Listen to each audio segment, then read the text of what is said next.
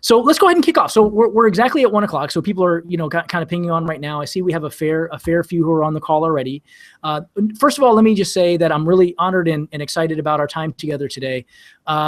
We have people who've registered from 9 countries who are on the line with us. So we have U.S., New Zealand, Australia, UK, Canada, Mexico, and a bunch of others. So I'm not sure how that's working outside our English-speaking world, but wow. At least our English speakers will get a good piece of content.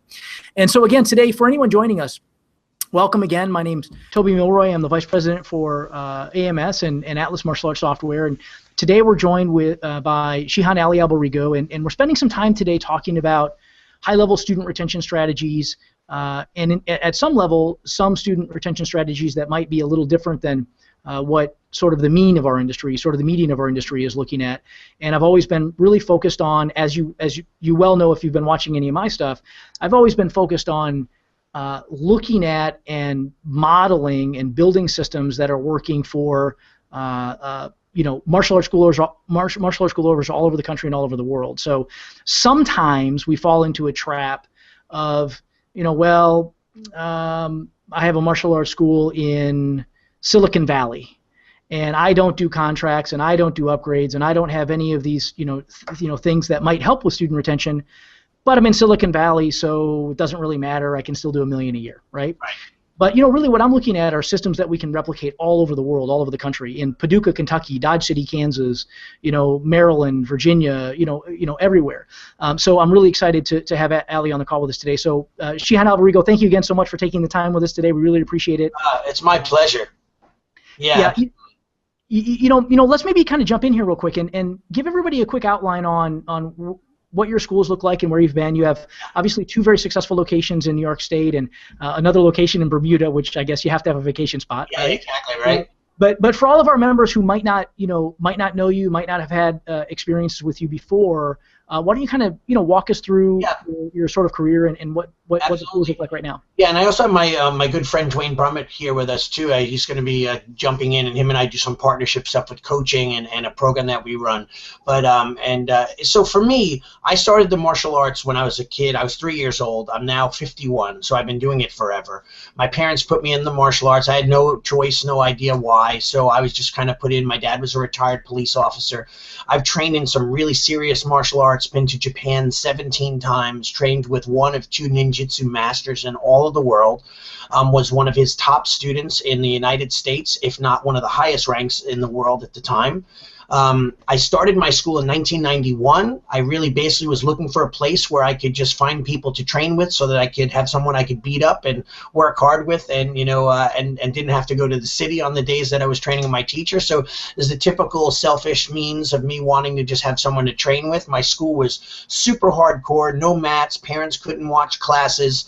We were basically throwing people on the hardwood floor. My mentality at the time was, hey, if they can't handle it, they're not tough enough, and I didn't realize why no one wanted to stick around. I only had that little small core group of 30, really crazy, strong warriors, so to speak. And, then my life changed. I had a friend of mine who ran a very successful jiu-jitsu school at the time. We're probably talking 300 or 400 students in his jiu-jitsu school, which is not common it wasn't BJJ or MMA. It was stand-up classical jiu-jitsu. And he came and watched a class, and he said, hey, Allie, what do you think? And I said, wow, I have 25, 30 strong warriors. He says, yeah, they're pretty tough. They do great. However, how many people are you helping and how many people are you hurting? For all the people that come and quit and get a taste of your style and they get beaten up and they go home and they never train in the martial arts again, are you doing well or are you hurting people? And I went home, I was a little ticked off that day, I have to be honest. I drove home in my pickup truck because I, at the same time, was running a landscape construction company. And I was annoyed, but then the light went off in my head and I said, you know what, maybe he's got something there. Like, what am I doing to really push this martial art forward? And that's where my whole entire mindset changed. I started to run my martial arts school like I ran my very, very successful landscape construction company. I had 4 crews at the time going out doing design. The company was $1 million company. And I did everything the opposite in my martial art business. I didn't market it. I didn't run it. I didn't sell it that way. Everything was just come in, get the crap kicked out of you, and that was it, So my mind shifted, and I started to really understand that this was how I had to shift how I presented the art in order to get more people to stick with it so I could help more people in the long run. And that's when my life really started to change. Yeah, and so today, so 2 locations in New York. About how many active are up there? Yeah, well, we have in my one school we're at around 350 in one school, and this is by design, just so you know. And also, the other one is around 200. Now, when I had my schools at my peak, I was I was really going out there, and I had 10 schools in around the world. 6 of them in Long Island, 1 in Bermuda, 1 in Costa Rica, 1 in Puerto Rico, 1 in upstate New York. I was really motivated teaching. People would see me once a week, and they go, "Wow, we only saw you once this week," thinking I was home the rest of the time, but I was at a different school every day. It was fun. I traveled to Costa Rica 4 times a year, Bermuda, Puerto Rico, but like we were talking before, it was exhausting. I mean, I didn't do anything but teach all day long, all night long, 7 days a week. And then my life changed again. My daughter was born, and I said to myself, do I want to do this? Do I want to be out every day? And I started to sell off some of my schools. I kept the select ones that I wanted to stay traveling to and stay at. I sold some of my schools off on Long Island and kept the main 2. So now I have 2 that are about literally 15 minutes away from each other. We're about at around 550 in enrollment. I raised my prices tremendously to make up for the difference. I have better upgrade programs, and now making just as much money as I was with those higher volume of numbers. At one time, I had 570 students at the main location, another 400 at the other. I had 1,200 active students in Long Island. It was crazy, but it was so hard to maintain, man. It's like, it's a dream. Everyone wants bigger and better, right? But it was hard. I mean, not only 1 complaint, but 20 complaints, because everything is multiplied, in volume, and it wasn't as fun as I thought it was going to be. Yeah, you don't have to do 14 or 15 enrollments a month. You have to do 40 enrollments a month. Exactly. Yeah, or more. And you know what? And not only do you have aggravation and headaches with the student body, but you also have double the amount of employees. So double the amount of people who may, we one time had a flu in the area and everyone was getting sick. I mean, there was like 14 of our employees out in one day. I mean, try to find coverage for that was like, it was insane. So, I mean, with those things, and that's great, if you like that kind of thing, I just said, you know what, I'm going to scale down a little. I'm going to keep my 2 locations. I don't always recommend to people having multiple locations unless they're perfectly set up and they're staffed. Some people think that's my next step. I'm making money here. Let me go open up a second school. And I've talked some of my friends out of it. I'm not saying there's anything wrong with it, but you have to want to be able to do that. Yeah, I don't think it's any different than making the leap from a martial arts instructor to a martial arts school operator. It's right. A different set of skills. It's not that you have to necessarily have all of them at the same time, but it's a different set of skills. It's right. The Peter principle all over again, exactly the same in multi-school organizations. And you know what it's like.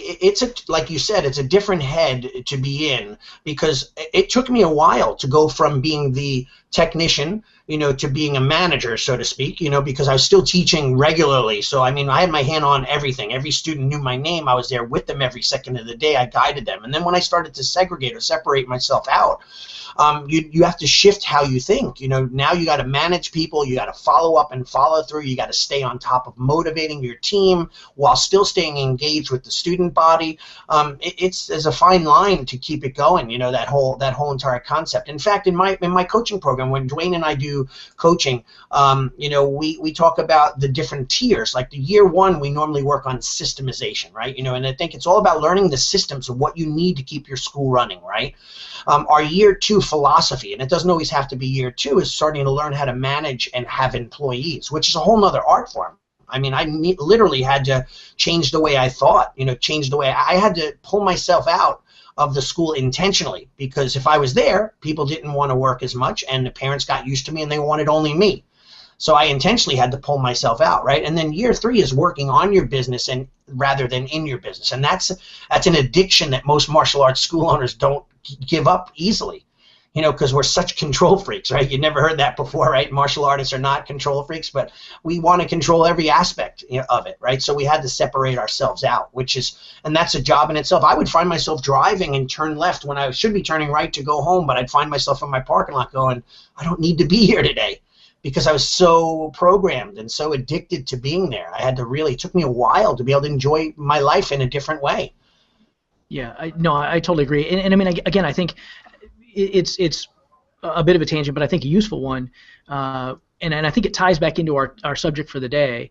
When you're looking at multi-school organizations or even one large school organization, it's not really about you anymore. It's about the ability to manage systems. Absolutely. And the people in your school are one of those systems. Mm-hmm. It's about being a systems optimizer. Your duty day to day is, how do I figure out how to get 5% more out of this system, or how do I figure out how to get 5% more out of this system? Right. Not how do I help this orange belt become a better orange belt. Right. So it's definitely a tough paradigm. So let's transition into sort of our core for the day. And by the way, everybody who's joining us, if you're on the webinar portion, I guess we're only doing the webinar portion. We're not doing the teleconference today. So if you're on the webinar portion of our call today, and you have a question or a comment or a concern or anything like that, there's a little chat area right below the video window.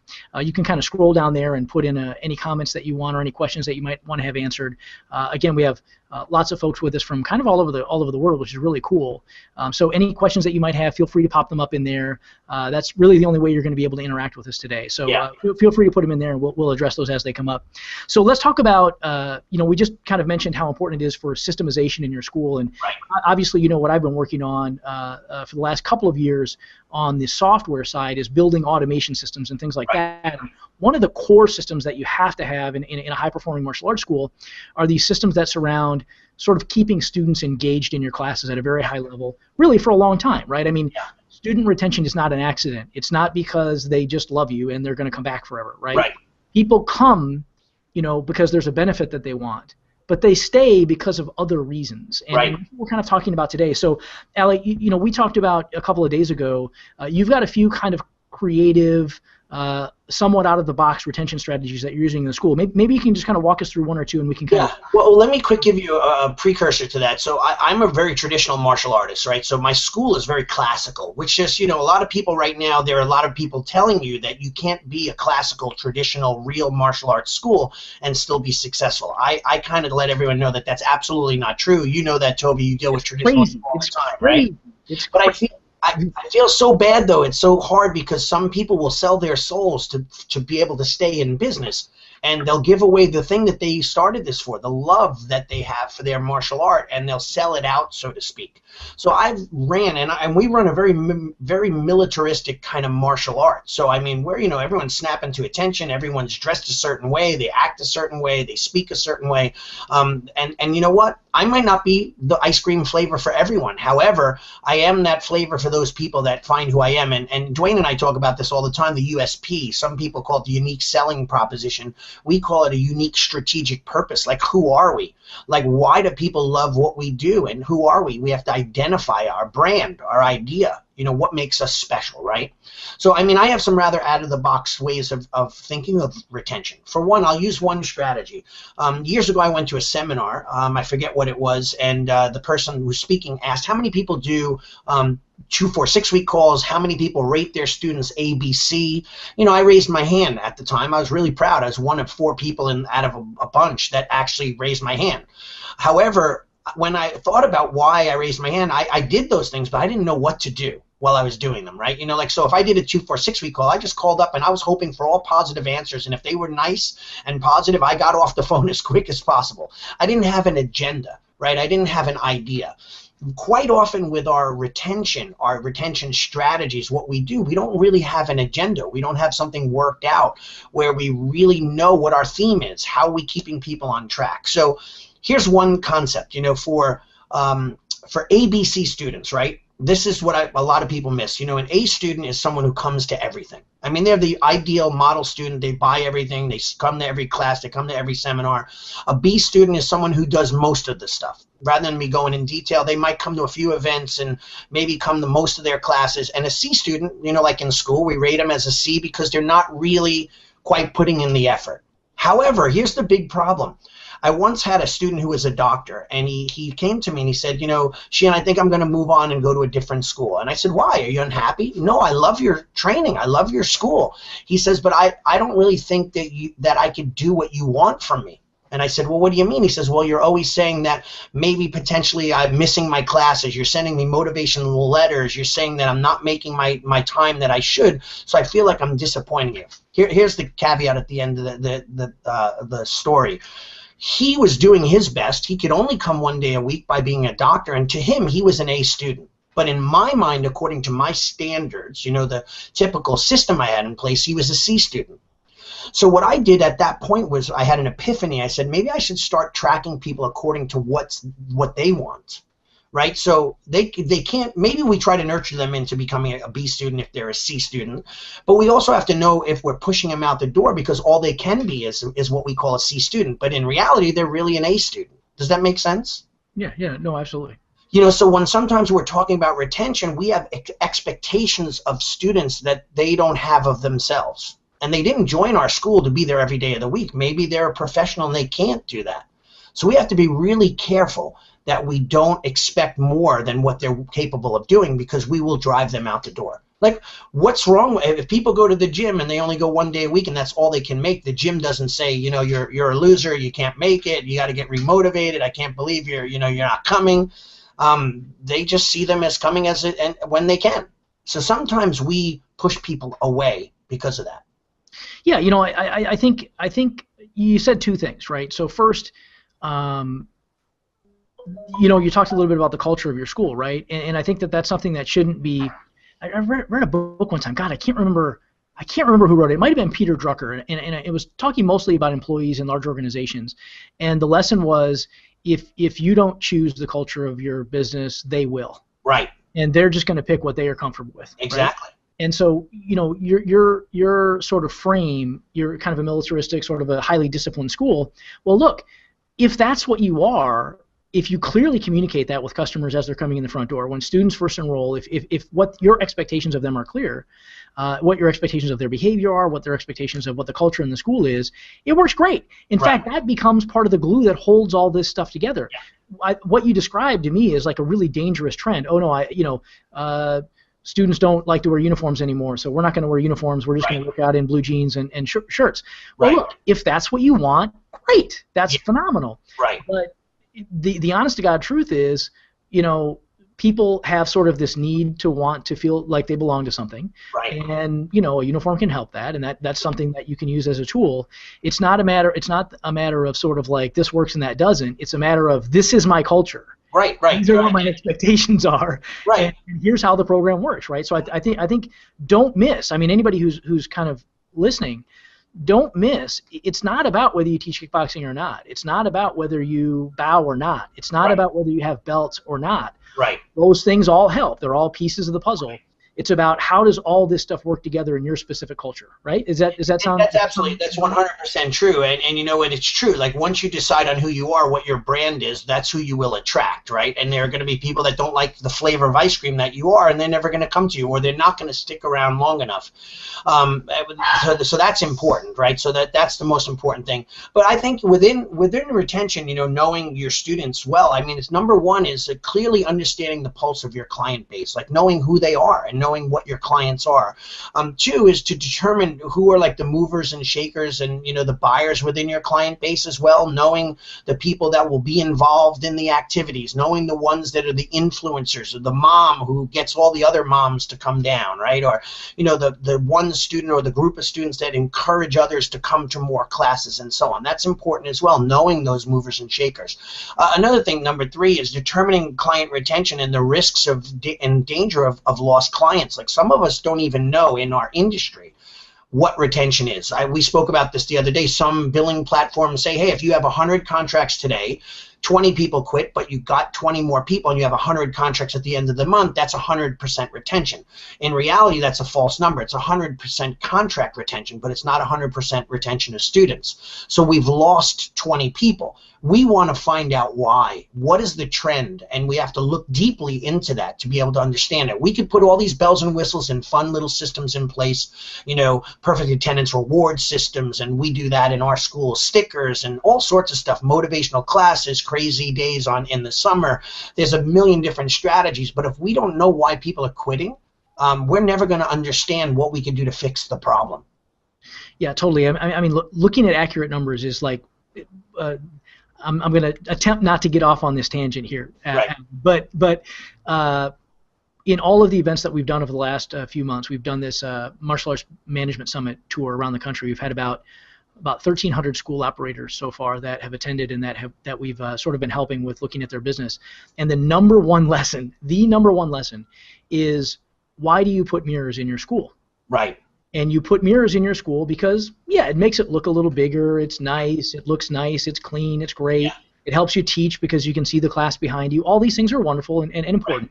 But really, the reason you have mirrors in the school is so that a student can do a technique and monitor themselves. They can correct themselves. They can give themselves feedback. And we all learn that pattern of behavior becoming a black belt, right? Yeah. We all learn how to look at our punch and say, okay, well, my thumb has to be down here a little further, or my chamber hand needs to be a little tighter.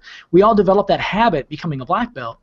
And then it seems to me the very instant, the very nanosecond we open a school, the very nanosecond we decide to do this as a career, as a business, we forget to monitor and manage and measure our own performance. Right. Because we're afraid of what the numbers might be. We're afraid that they might not be good. God, what if maybe my intro numbers aren't that good? Right. So the critical step number one, I think, as you just said, in managing student retention is, what is it now? Right? What's my current dropout rate? Right. Total number of dropouts divided by total number of active students. That's like a good, good benchmark and measurement. Yeah. Don't confuse a contract with a student. A student is not a contract, right? Yeah. Sometimes there are 2, 3, 4 students on a contract. Sometimes there's, whatever. Right. But it's how many students, how many physical human beings were enrolled, when I started this month, how many are enrolled now, how many did I lose, how many did I gain? Yeah. Now you have a chance at getting that number, right? So I totally agree. I mean, you have to know where you're starting from. And if anybody's missing that step, you got to fix that first. You have to know what pitch you're swinging the bat at. The next piece of that I would submit, and we can save this for later, is what you'll find. One of the things that we've done a lot in our software platform is predictive intelligence. So I want to see patterns of my dropout behavior. Right. So I did a consulting arrangement with one of the largest Hung Sudo organizations, in fact, the largest Hung Sudo organization on the planet, and they had absolutely no numbers. Right. As an organization, all I had was testing numbers, and by using the testing numbers, we did some analysis on the numbers, and what we found was they had a real dropout problem at green belt and at blue belt. Right? Mm-hmm. So something was happening in their curriculum, something was happening in their school, something was happening, and we ended up finding out what it was. But at about the green belt level, just before green belt, they had a huge spike in attrition, and just before blue belt, they had a huge spike in attrition. And turns out we ended up finding out it had a lot to do with board breaking and not teaching curriculum appropriately before they got to that stage and stuff like that. But if you don't know that that's the problem, you just keep motoring on, making the same mistake over and over again. So exactly right. It's interesting you mentioned that. When I did a quick analysis years ago of my style, we found that we were losing people at around the green belt level and then again at the purple belt level, right? And when we asked and interviewed people, it was because of, green belt was just that they were new and they were on that first year membership. The high was kind of, dwindling down a little after the first level of excitement. But the purple belt was going into our 3rd year agreement, and that was a big one for us because we got them to purple belt, we were going to get them to black belt, right? And I found out simply it was just this one particular kata that we used to teach, which is a bow kata, and it seems like a very long, tedious kata, but once you learn it, it's easy.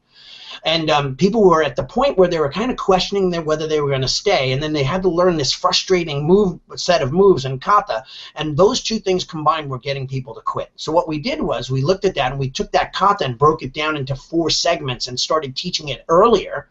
Exactly. So that by the time they came to have to learn it, it was easy for them. And then what happened was they were excited, and that even if they were questioning, they were finishing their kata, big success, moving on to the next thing.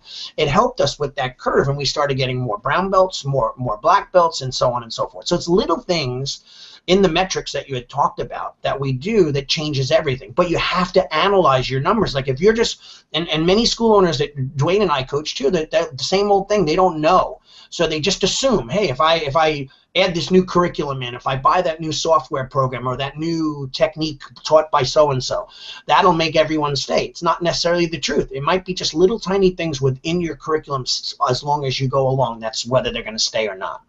Yeah, completely. You have to know what the problem is before you can solve the problem. And there are an awful lot of bright, shiny objects in our industry that demand your attention, and you got to want to solve the right problem first, right? Yeah. Good. So listen, Allie, you had also mentioned when we talked before that you had some kind of interesting reward systems and things like that for students.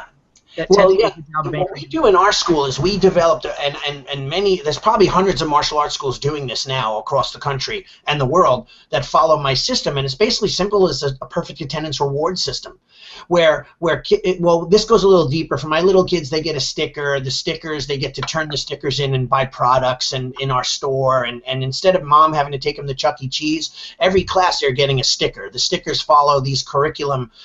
In my school, Eagle, Bear, and Wolf, Owl, Fox, and Cheetah. Each week is a theme. I'm glancing over it real quickly, right? And then they get stickers. And once they get stickers, they could buy prizes. Parents don't have to take them to Chuck E. Cheese or the movies. They get them all within our store. And we pay for them, but it keeps those kids motivated. Parents will leave and actually come back just to get their stickers because the kid wants to stick it on their sticker chart. We also have a home sticker sheet as well, where the parents now have the power to assign stickers for their kids. So in other words, the kid doesn't go to bed on time. Give them 3 stickers and motivate them. And those stickers, 4 of the home stickers, equal 1 of our normal stickers in our school. So now the home life is tied into the school dojo. And that's one thing. Then we do, every month we give out perfect attendance awards, where if they've come to every single class, Little Warriors are 2 days a week, so they have 8 classes a month. If they make their 8 classes, they get a small trophy, a little tiny 4-inch trophy. After they've gotten 3 of those trophies, or 4 actually, they turn them in and they get a 12-inch trophy. And then the cycle repeats itself. Once they have 3 large trophies, they turn everything in, and they get a plaque and a T-shirt, for 2 T-shirts for the parents and 1 for the child. It says, my child has perfect attendance, and then it says, I've achieved perfect attendance, and so on.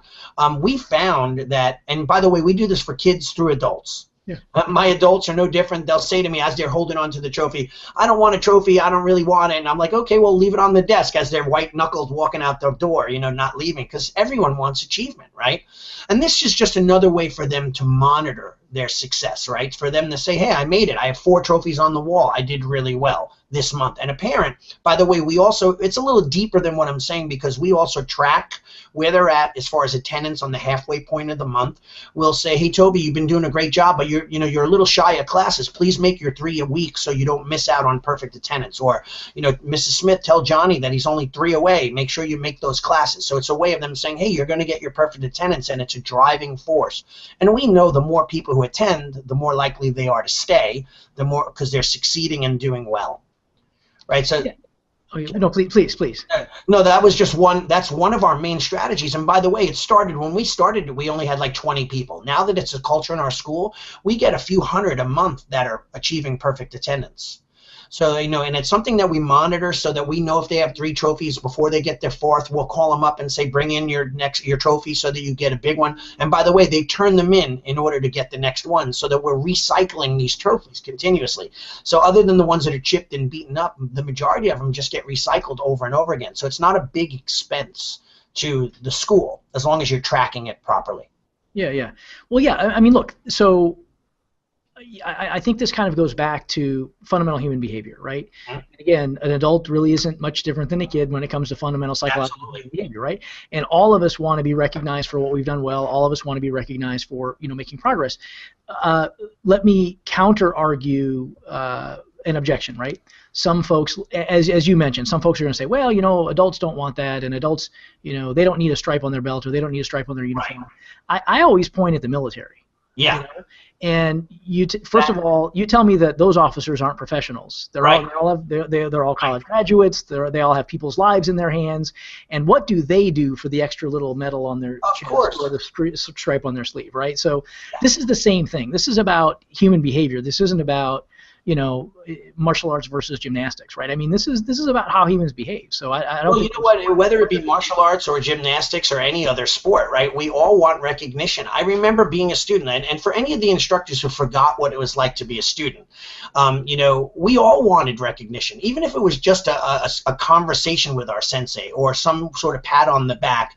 What our instructors, and sadly though, our instructors back in the day in the 1970s when I trained it was more about criticizing and putting their thumb thumb on me and pushing me down rather than rewarding me.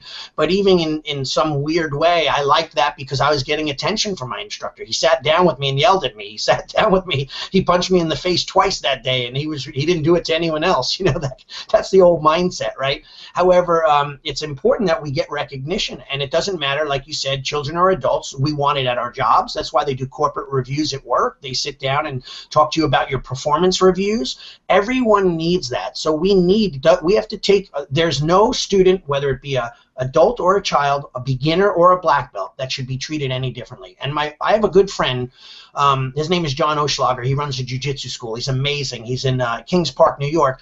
He has probably a third of his enrollment is active training black belts from 1st to 9th degree black belt that have been training with him from anywhere from 20 to 30 years. How insane is that? I go to see his black belt class sometime. He's got 35, 40 black belts training in every age. And he said to me, he goes, the reason why is I treat them all like they just started. I set goals with them. I monitor their progress. I set their next test date from 1st dan to 2nd degree to 3rd degree to 4th degree, and I watch over all that. Hey, I have a quick thing, Dwayne. Remember you talked about your student who was just reaching out for you for that recognition, and you know they asked you, like, she kept failing on purpose, right? Because she just wanted you to recognize her. Could you just quick tell us that story? Yeah. Can you guys hear me at all? Yeah, but I'm not sure about Dwayne with the beard, though. I'm not sure about that. You don't like it, huh? Well, anyways, yeah, I had made a big mistake because she was a phenomenal student, and what had happened was that I never really had to pay much attention to her in order to correct her, and that was a big mistake where I would look over and see she was doing things right and not say anything to her at all, and eventually she quit, and it was, you know, maybe, I don't know, 9 months, a year, 6 months, it's been so long ago I can't remember, before her actual black belt. And in the exit interview, I asked her why, you know, she wanted to quit, and basically it boiled down to the fact that I wasn't paying her any attention. You know, she goes, I even started doing things wrong, and you weren't seeing it. And so that was a big wake-up call for me to not only pay attention to the individuals that were that needed the attention with regards to things that needed to be corrected, but also the ones that were doing well, I need to make sure that I praised. Yeah, you know, look, from my perspective, both working with so many schools, with the NAPMA organization, the AMS organization, a bunch of these large martial arts associations, and now especially seeing behind the scenes of a couple thousand schools from a billing standpoint, I can tell you beyond any shadow of any doubt, any system, any style, any whatever you want to call it, program that starts to chip away at consistent reward systems, consistent progress measurement, consistent feedback on progress, anything that chips away at that does you damage when it comes to student retention. You know, whether you have belts or not, I don't care. Whether you want to use uniforms or not, I don't care. But you got to do something. Right. If all it is I drop in and I have a workout and I walk out a little bit more fit, that's fine. Your retention is going to look more like a health club than it does like a martial arts school. Right. Typically, a health club is going to drop out somewhere between 15 and 18% of its students every month or more. Right. And in a good martial arts school, you can be dropping out less than 2% a month, less than 3% a month. Some even better, but you know, sometimes I don't trust their numbers. So, you know, anything that chips away at that individual recognition, systems in place that recognize students for making progress, and as they follow through the ranks, sort of escalate. Anything that chips away at that does you damage. So try not to chip away at that. That's a pretty important component. Right. You know? You know what's interesting too, guys, is that, you know, we forget sometimes as school owners that we have to really kind of be like the Grand Oz in the Wizard of Oz. We have to kind of have an understanding of everything that's going on within not within just our student body, but within the home life and the parents. And I know you can't know everybody, but I mean, I think it's a matter of really understanding. And I have a thing, you know, we call about education, right? You know, educating our students, right? And you know, if you take the, you know, acronym, you know, E is for evaluation. You know, knowing the situation, knowing the student, knowing what's going on in their life. Like for example, Johnny joins. He's a little kid. He's shy. Now he's not shy anymore. So we can't just still teach him as if he was shy. Now he's got, you know, confidence, and we have to change along the way. And parents' goals change as well. Well, maybe he was shy, now he's not, so he wants to quit now. Well, no, there's other things we can achieve. So we have to always evaluate. And then 2, D, demonstrate active listening. You know that, right? When you're talking to a client, actually hear what they're saying. It happens in sales, it happens in your evaluations, it happens in retention. If someone's bored and you're not hearing it, or you're not at least understanding why they're feeling the way they are, you're going to lose out, right? And that leads into the U, understanding a client's needs and makes them what they want. Why are they there? If we don't care and we're not attacking that, we're in trouble, right? I'll quickly go through the letters. C is clarity, understanding clearly what we do and what they do. A, action, take those actions, set up those appointments, do those evaluations. T, timing. It's all about timing, knowing when people quit. Like, for example, I had a client that you know them very well, but I won't mention their name, but they had a large amount of quits over a period of the 24-month period of time. When we evaluated it, it seemed that everyone quit between a certain belt rank within a certain age group, right? So the trends were there. And I said, let's say you lose 40 students a year. That's like a good $70,000 or more in income, right? Yet we will just continually keep on flowing and doing the same old, and doing the same systems and not changing anything. Heck, we could pay someone to just work on those students, the ones that are in danger, and we'd still double our profits and double our income. Right? Just if we focused on that. So it's knowing the timing of when our students quit, when they get bored, when they get frustrated, when they're about to stop. And then let me just quickly bump through the letters. I is intention. After everyone has a reason to be at your school. What's the reason for it? Every parent has a different reason. Kids, if they're bored, we're not getting their reason. Right? Maybe the kids just want to have fun. They don't know why their parents signed them up. We have to appeal to the child as well as the adult as well. O is, what are our options? Like, what are we doing? What are our options? What do we have in our toolbox to help them stay? How much are we really paying attention to it? And the last one is N, never take no for an answer. People, I want to quit. Well, it doesn't mean that they really want to quit. That's how they're feeling at that moment in time, right? So we have to then, at that point, be able to shift that and change that. Does that make sense? Yeah, totally. I mean, I think you have to have regular processes in place to look at every student that you have in the school, right? Right. And we have such enormous advantages in the martial arts business compared to many, many, many other businesses on the planet. One of those advantages is the fact that we get to look our customers square in the face at least a couple times a week, right? Right. Yeah, at least a few times a month, right? Yeah. And most businesses never see their customer, maybe once a month or once a quarter or once every, year. Right. We have a chance to actually know what's going on in their head and where they are and take their temperature and see where they are. Right. I mean, take advantage of that. A system that I used for years and years and years in my schools was every rank, every belt exam, we did report cards. Right. And every belt exam, they had a parent-student conference. Right. Know? And it's painful. It takes a lot of time. It takes a lot. We used to call them 8-minute meetings. Right. And it became a joke around the conference table because it was never 8 minutes, right? Right. But we called them 8-minute meetings. And after every graduation, we'd sit down with each one of them and go over their performance on the exam and set new goals for them for their next rank and things like that, and also get a chance to see where they are in our renewal structure, see if they're ready for leadership or they're not, or those types of things. Right. So there's certainly business purposes, but the thing is, do you really know what's going on with the student? And there's so many. The 8-minute meeting thing, frankly, and your analogy, I think, is exactly right. Just think about how much you'll learn if you're not doing something like this. Think about how much you'll learn about your current students. Which family members are members of the PTA at the local elementary school? Right. Which ones are the scout troop leaders? Which ones have their kids in soccer camp over the summertime that you might be able to go and do like a joint venture with? Things like that. We have such a huge resource in the martial arts business. All of our families want to be our advocates if we allow them to, and if we know enough to ask. Right. I mean, I think education is a fair analogy for or an acronym for. Yeah, and it's with anything that we do, educating our clients. For example, I have a mom who's now a kickboxer in my school. Her daughter is 30, who has a child in my school. The daughter doesn't train anymore. She was a black belt of mine.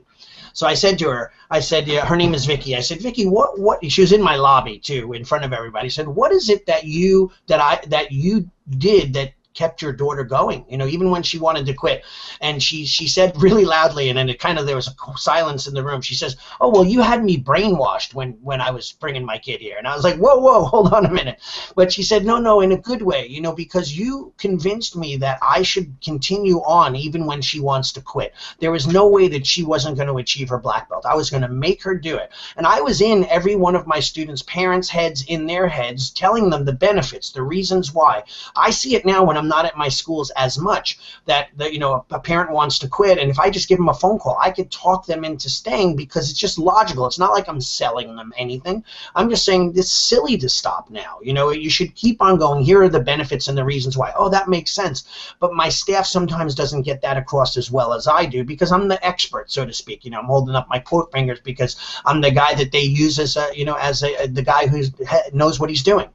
But it's all about education and understanding and getting in the heads of the parents, and that's where retention really is, and not just the parents, the students in general. So knowing what they want, staying on top of them, and constantly monitoring. And I love it. I do the same thing. We call it a PSSR, Parent Student Sensei Review, where we sit down and we go over everything, and we say, well, what are your goals now? Johnny used to not have confidence, but now he does. But now what do you want to achieve?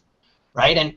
And one last thing too is that people don't realize the relevance of how martial arts can help their children in sports, in school, in college, in their jobs, in relationships. And if they really understand the power of the tools, that little magic pill that we hand them every day, that's how well they would stay. They would stay with our program through thick and thin, no matter what, even if it is tough, even if they have to fight with their children.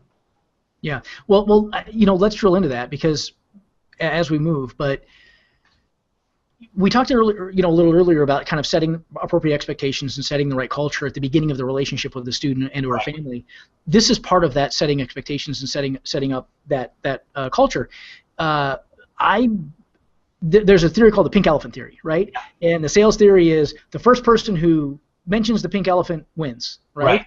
The guy who points out the pink elephant in the room is the guy you can kind of trust. Right. Well, it's part of every student intake process that we talk to every student and parent about the fact that they will want to quit at some point. Absolutely. If you're trying to run away from that, or if you're trying to hide it, or say, oh, no, that'll never happen, classes are always going to be so much fun, you're never going to want to quit. Well, number one, you're an effing liar. Yeah. And number two, you have now put in their head the pink elephant that you forgot to mention. That you didn't. Now they're skeptical, right? Yeah. So, you know, I want to have that conversation up front. You know, I want to make sure that you know, listen, we've developed this program in a specific manner to challenge every student at their level. What does that mean? Well, that means it's going to be difficult. There's going to come a point in your son's training that he's going to walk downstairs one morning and say, you know, Mom, I don't think I want to do martial arts anymore. Right. And that's when you and I have to work together, right? Because that's exactly the point that we're trying to accomplish. This is what we're trying to accomplish. How do we get him over those obstacles? So I think that's like critically important. Let me dovetail a couple of pieces in here and see if you may want to expand on that. From a sort of foundational, fundamental, rubber meets the road staple standpoint, you know, sort of you really want to make sure you have these systems in place. I think obviously the culture piece that we're talking about is critical. I think everybody has to be talking to all their people about what this thing will look like long term and setting appropriate expectations. I think that dovetails in with the type of membership and or membership agreement that you're doing. And I'm not going to make an argument one way or another for whether you should use a written contract or not. My argument is, regardless of whether you're doing a 12-month agreement, a 6-month agreement, a 36-month agreement, or a month-to-month agreement, I don't care. Regardless of that, you still have to psychologically be setting up appropriate goals and expectations. Absolutely. How might you expand on that? Well, definitely. I mean, without a doubt, it's and again, I've had conversations with people when they walked right through the door to talk about getting their kids in a class, and I already talked to them about quitting, because I call it opening up a can of worms, right? Because and that's basically, you know, when we teach self-defense, we say, hey, if someone throws a punch at you, this is what you do. We're preparing them for the possibility, right? So we should be preparing the parents and the students. When you want to quit, this is what you should be doing. This is how you should think. This is how you should come to us. You know, we should have a conversation. We're setting that up ahead of time, opening up a can of worms. I want to talk about that ahead of time, right? Even with Dwayne and I, with coaching and consulting with school owners, we tell them ahead of time, there's going to be a point where you're going to get burnt out. You're not going to get results for a few months. You may be on, you know, or you make it up and then you have some down months. We let them know ahead of time so that they don't get discouraged, because it's not always going to be, you know, roses, right? So for me, I mean, there are 5 things that I like to do. Number one, we do a thing called 246 10-week calls, but we do most of it automated. So we do 246 emails and a call, and then another few and another call. That's our communication network in the early stages. And the reason why we do it from the beginning is so that we start to educate them on how they should communicate. All of the things that we just talked about is in that first 10 weeks where we're educating them, right? Because you could have a meeting with them and give them, we have a beautiful 18-page full-color booklet. It's like buying a car. You get one of those manuals, right? Half the people toss it in the trash and don't even read it. Right? You know, even my emails, a brand new student, I tell them, don't opt out of the email, read these emails. You know, I see they don't know that I know this, and they opt out after the first one, and I go, and then they'll say, well, I didn't know you did blah, blah, blah. And I'm, of course you didn't. You opted out of my emails. You didn't read my book. What do you expect? And, you know, it's not anybody. I want to be able to blame them, but it's not their fault. They're busy. They're too involved with other stages of their life. So we have to be so good at communicating. So anyway, we do 246-week calls. We have the perfect attendance awards. We work on attendance contests continuously throughout the year. Who could get the most attendance? Who's going to do this and who's going to do that to kind of encourage people to attend class. We do you know, motivational meetings, not only just on when they're renewal or just their promotion, but if someone's not having a good time, we see a kid is struggling, we'll call them in with the parents and try to sit down with them and motivate them. I mean, that's all part of the process of getting things going so that everyone understands we're on the same, we have a good communication network, if that makes sense. Yeah, and I want to drill into communication here too. Let's loop back to that in just a moment, because you hit a couple of bullet points here I don't want anybody to miss. And actually, let's expand on it a little bit. Yeah. There are 2 other pieces of this puzzle here too, by the way, that I think especially early on in a student's training are pretty useful levers for you to be flipping. And it's going to sound salesy. Right. Let me just say this. If when you deliver this, it sounds salesy, that means you're doing something wrong, right? It should never come across as pushy or salesy. But to me, the 2 best things in the world that you can do for student retention is add on a family member or get them to give you a referral, right? Because if they're training with a parent or a friend or somebody else that's kind of on the same path that they are. I mean, the fitness industry, the weight loss industry learned this, 100 years ago, right? If you're there with somebody else, you motivate each other when you're down, you lift each other up even higher when you're up. So being able to get a family add-on or a referral early on in the life cycle of a student is very, very, very useful for student retention. And you just mentioned that a lot of that communication that happens in the first few weeks, that's the perfect opportunity for that. Absolutely. That's the perfect mechanism to be able to remind them, hey, by the way, about 70% of the students that train here at this martial arts school came to us by way of referral, and we really appreciate that. It helps us keep our marketing costs down. It helps us grow our student base and help impact more people in the community. We'd really love it if you'd, bring your best friend to the next class, and by the way, here's a guest pass attached to this email. Hey, print it out and invite him along with you, right? Yep, I mean, does that sound like what you're describing? Exactly. In fact, that's the ending of every one of our calls that we do. Every one of our 2, 4, 6-week emails at the end, it's asking for a referral, right? And we run referral contests continuously, and we have a very lucrative. And I'll share with you my referral program in my school. Within my school, if someone refers a person and they join or they just come and try out a class, we give them $5 of gear bucks. We call it, store bucks, so that even for the attempt of bringing a friend down, they get a $5 gift certificate for purchasing stuff. So they're rewarded. We used to never do that, and then people will bring a few people in and get discouraged when those people don't sign up. So if they keep bringing people through the door, they keep earning little $5 gift cards for their gear in our school.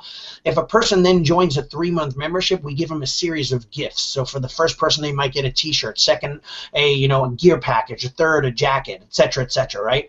And then if they sign a person or they get a person to come in and they join for the year right off the bat in my school, they get $50 and the prize. At the end, if they get 5 members to join, we give them, not including they get the $50 and the prize, but they get a year for free in my school. So they're actually getting a membership, and for their effort, they're getting an entire year of tuition. Now that's a 5-to-1 ratio, right? So 5 people join. In my school, I lose income of 1 student with a net of 4. So it makes total perfect sense. No brainer. We have massive amounts of referrals, and then we wrap them into referral programs and all sorts of other things, and prizes and gifts and games and contests and so on. So we're constantly using referrals as a way. But you're right, though. In the first year of their membership is when they're most excited, right? That's when they're going to probably refer the most amount of people. Well, and frankly, it's when they can benefit from it the most, right? I mean, to parallel the weight loss industry, I mean, if Mrs. Jones signs up for Weight Watchers, the best thing in the world that she can do is bring her sister or bring her neighbor, because they're now collaborating and talking about recipes, and they're talking about having dinner together, 3 nights a week, so that they can make sure that they're watching points and stuff like that. It's exactly the same thing. I mean, the martial arts school is a community, and the more that we do to kind of stimulate that community building mechanism, the better. Right. Allie, let's look at 2 things here real quick. Number one is, for anybody who doesn't know, you and Dwayne operate a bit of a martial arts school coaching program. What's the website for that? It's Next Level. Well, actually, it's nlsoc.com. nextlevelSchoolownerClub.com. Yeah, I'm going to show that on the screen right now. So that's it looks like it redirects, but it's say it one more time. nlsoc.com. Okay, got it. So nlsoc.com. So Next Level School Owner Club basically is the acronym. Right, exactly. And that's your site, and that's some information about your coaching program, how, ways that you can help martial arts school operators sort of look at their statistics, look at their numbers, figure out what really needs to be fixed, and then go to work fixing it. So anybody who's interested in looking at that, I'll send everybody a link in an email following the webinar. I wish I would have been prepared enough to put it on the actual page itself. Sorry about that. I'll definitely get that done. But in addition to that, let me show you a real quick snapshot of what we're doing inside of Atlas Martial Arts Software directly related to the 2 things that we just talked about. So number one, we talked about making sure that you know your numbers and making sure you know what your retention rate looks like and how to address it directly. And so if you look over on the right here, these are our sort of statistical measurements, and it gives us our conversion rates for trial agreements, for enrollments, for renewals and upgrades, and for retention. And we also look at our agreements. So we're looking at the student, and we're looking at the agreement, kind of as you described earlier. Right. We don't want to sacrifice one for the other, frankly. Right. And so for my retention rate, this month I dropped out 7% of my students, and that number's red, which means it's bad, right? So there's all sorts of tools and things like that you can use in here to help you with that. But at least every time you log into your system, every time somebody looks at your system, they're going to know that you've got an issue here. You've got a problem with this retention rate. If the number's green, it means it's good. If it's red, it means it's bad. If it's orange, it means it's pretty bad. If it's yellow, it means it's only a little bad, right? Right. You see, you did your ABC ratings right there. Yeah, these are the ABC students, and you, just like you're describing, you get to define what that means. Right. So you're not stuck to any specific, measurement or another. It's measured by attendance and things like that. But you get to define what that means for you as a school. So, for example, if I wanted to, send all these C students an email real quick, I can just basically hit that, and I get my list, and I can literally in one click send them an email or a text message or whatever it is I want to do. None of those guys have a mobile number in their file, so I can't send them a text message. But, so again, if I do want to communicate with them quickly, I can do that easily, or I can just kind of multi-select the list. So it's very, very useful. The other piece I would mention is this is our marketing automation engine. So these are sequences of contacts, sequences of emails, text messages, voice broadcasts, faxes, direct mail pieces, calls from the staff member, all sorts of things like this. So that when a new student starts, let me see if I have one in for a new student. Let's say I have an enrollment, and these guys enrolled in, I don't know, this one. Yeah, I only have a few test steps. So right now I'm sending them a text message the first day and an email the first day, and then the next day I'm going to send them an email and things like that. So you can basically kind of set up an infinite number of these steps that help do what you're describing. So I can now go back and remind them, the first day that they come into the school, as soon as they get home, they're going to have an email from me, a text message, and maybe even a letter that I mailed from the school or something like that. Right. So it's basically just a tool to help you with all that stuff. And if you want to systematize your school at that level, if this is something you think that can help you in the school, there's actually a button right below the webinar page here. Actually, I can't even find it, but right here that just says "Take a Tour." So just click that button, and you can fill out a form, and you can take a tour of the software. I'll have one of our guys over here walk you through it, answer any questions that you might have, and answer. What I like about what you're saying though is here's the dilemma. You've coached. Dwayne and I have been coaching forever. School owners are, they're very much wrapped up in the teaching aspect, right? And that's why they've opened up a school. They love martial arts. they don't realize they're not like it's not like they're MBA graduates or they've graduated for business school and then they know like they're going to open up a business and then they have to put they just started a martial arts school. They wanted to teach. Now, in order to survive, they're being told by guys like you and I that they have to become salespeople, they have to become public speakers, they have to become bookkeepers, they have to know about retention. And to a lot of my martial arts school friends, it just boggles the mind for them. And I understand it. I mean, I sometimes don't even want to think about it, right? And I love numbers. Dwayne and I love numbers. We love statistics. We love understanding what we're doing and so on. But however, for them, that's tough. So a program like yours, that could really simplify it. Look, once they put the time in and they get it laid out, it's pretty much autopilot, right? You plug a person in and now they're doing all these things that we used to do manually and have checklists all over the room to remember. You have it all set up like that right on your systems, and it's easy. So for those school owners that are listening, something like this it's a godsend. It's pretty much the automation that you have is just it's magical. Yeah, well, yeah, I mean, I appreciate that, and I mean that really is the objective is how do we take the martial arts industry, and we have, as you just described, I think exactly right. We have a lot of folks who are operating martial arts school who have done so not because they wanted to run a highly systematized business or because they had like you said MBA aspirations, but because they just wanted to serve their customer, they just wanted to serve their community, they just wanted to proliferate their martial art throughout the world. Well, then they hit these roadblocks. Right. They say, well, how come I'm not growing? I don't really know. I'm not really sure why students are dropping out. I'm not sure where they're dropping out. I don't know what the challenges are. And until we can solve that in macro for the industry, our industry is going to continue to sputter. So I think that's exactly what we're trying to do here. So I appreciate the vote of confidence, but I mean that's exactly what we're trying to do. Yeah, and that's what that's what Dwayne and I do. I mean, Dwayne, if you could, I've been talking a lot too. If you could just like point out a little bit about like the mindset of what we consider to be a next level school owner, mindset. I mean, that's something that you and I 2 or so years ago sat down and we said, what is it that we want to do to create a certain mindset around the martial arts? Could you share that with everyone real quick? Certainly. Well, Toby kind of elaborated on it anyways when he was speaking about the fact that there's a bunch of bright shiny objects in our industry, and what we talk about, and Toby, I know that you're a proponent of this, is to be a strategic school owner, and viewing your system allows the school owner to be a strategic one. And I don't know if this with the webinar, if people were looking for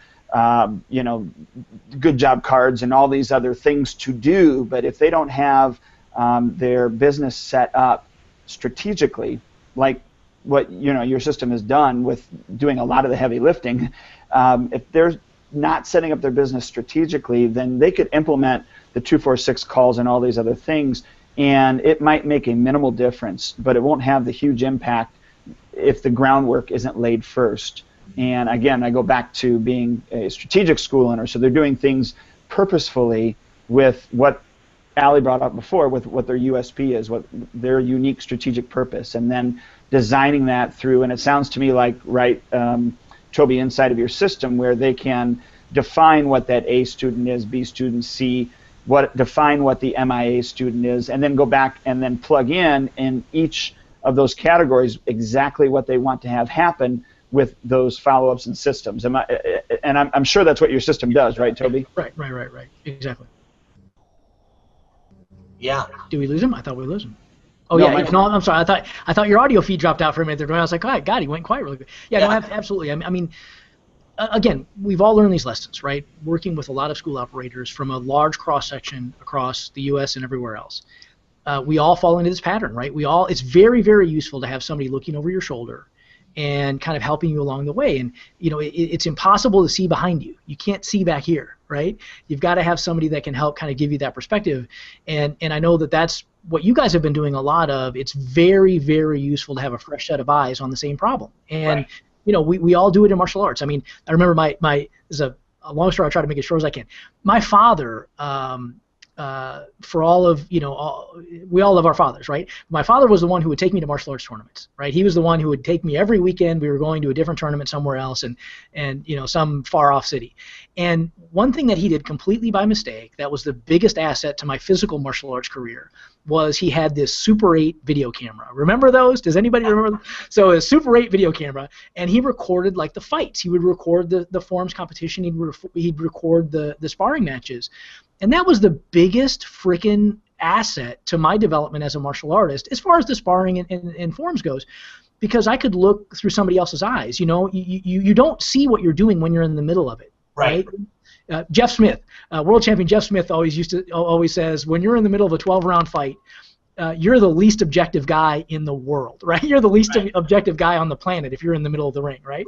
And to have somebody like what you guys are doing, to be able to look over their shoulder, look at their metrics, look at the whole system, look at their entire school, and say, hey, listen, you know, have you considered this? You know? It's incredibly valuable because you lose perspective when you're in the heat of battle. You lose perspective when you're in the middle of the ring. You've got to have a great coach. When the bell rings and you go sit on the stool in the corner, if you don't have somebody who can talk sense, you know what I mean, who sees what's happening from outside, then you've got some serious problems. You really have to fix that, right? So I mean, you know, bravo for what you guys are doing for your clients and for the industry. I mean, they need to have, you have to have somebody with perspective. And when you're in the middle of teaching all day long, working with business owners, working with students, working with vendors, you are now the least objective person on the planet about what's happening in your school, right? Yeah, and we have a saying that we talk about all the time. We always say, you know, and I use this sometimes and I get in trouble for it, it's oblivious ignorance, right? Where you don't know what you don't know, right? You're unaware of what you should know. And quite often many school owners don't know what they don't know. So they don't know about statistics and how important it is. You know, so people like us three here who've coached, we see things from a different point of view because we're not looking, like Dwayne says, at the medicine bottle from the inside, right? Where we're on the outside getting that 2,000 foot perspective of it all, right? Knowing what we see, everything. And that's important. Sometimes a school owner gets caught in the minutia, the day-to-day. I say caught in the blender. They jump in the blender and spin around for hours and they jump out, go home, go to sleep, and repeat the process, never really quite looking, analyzing what they're doing right and wrong. Well, you know, the whole idea of the shotgun approach and just throwing crap on the wall and hoping that it sticks. You know what, in the beginning, maybe that's a good idea to get you motivated and start moving. But the problem is that you're not building your business the right way, and you have bits and pieces here and there. And that was like an epiphany for me to understand that I needed to strategically lay down everything so that it had a structure to be able to follow. You know, again, just real quickly, you could do, and I wrote some things down, I mean, you could do good job cards, get well cards, the MIA calls. We do newspaper clippings where when I read the newspaper and I find somebody, even an older student, it doesn't matter, a current student or parent, we mail it to them, and I write a little note about those things. And, I mean, all those things combined are great, but you have to understand what your purpose is and then start making these structures. And I don't want it to become overwhelming for school owners that hear all these things, like, you know, even Allie's perfect attendance award system, that can be overwhelming just listening to it. And so for implementation purposes for these schools, you know, that are listening, I think the important pieces are to, one, make sure that you get your crap straight. You know, and I hate to be so blunt, but make sure that you know what you're doing, why you're doing it, and then build upon those things. And if you want to implement one system, don't implement it just for the sake of implementing a system. Make sure it's the right system, because maybe doing you know, doing something in your school that we do may not fit for your school. Exactly. And so I just, you know, I don't want everybody to think that here's some new bright shining objects that you can plug in. No, don't do that. Only purposefully put in what needs to put in when it needs to go in, and don't worry about how doing all 12 of them. Get one working really, really well, and then see if you need another one. Yeah, it's all Steve Covey, right? Begin with the end in mind, right? Yes. What's the end objective for the student? What's the end objective for you as the school operator? And work backwards from there. Anything that doesn't fit that model, anything that doesn't, you know, that doesn't move you closer to that objective, it's just distraction and noise. Well, you can chase a whole bunch of tails that you don't need to be chasing, and the worst one is your own tail, right? That you're chasing. And so it's not the quantity of things that are implemented in your school; it's the quality of the things that are implemented, maybe even already. And that's like what you talked about, going back and researching, where are my dropouts and why are they dropping out? And I would venture to say 97 to 98% of of us have never done that. Yeah, well, yeah, that's exactly right. I mean, the question isn't really, again, you have to begin with the end in mind. What exactly do I want this thing to end up looking like at the end of the day? And then everything has to add up to that. And the last thing about it, frankly, is, and it's why what you guys are doing with operators is so valuable and important. The most valuable commodity in the universe is time. And once you've spent a minute, a day, an hour, a week, a month, it's gone forever, never to be replaced. You're done. It's over, right? So if you're going to spend 3 years of your life sifting through 60 different systems, trying to duct tape them all together to get the thing to work right, you've wasted that 3 years of your life. And I've got a 6-year-old, guys. I ain't wasting time. You know what I'm saying? I got My Little Ponies to watch, and I got Legos to build. Yeah. I got important stuff to do. You know what I'm saying? Absolutely. So I don't have time to waste on this stuff, right? Yeah. So that's what you guys are doing. I think is pretty important because it helps shortcut all that learning, all that sort of assembly time, right? Right. So guys, listen. We've gone an hour. I promised everybody we'd be done at 2, and I'm totally fine sticking around until if we have any questions that we haven't perhaps accomplished. If you do have any specific questions about what we've talked about today, there's a little comment area at the bottom of the page on the webinar page if you'd like to enter them there. If not, we'll convene for the day.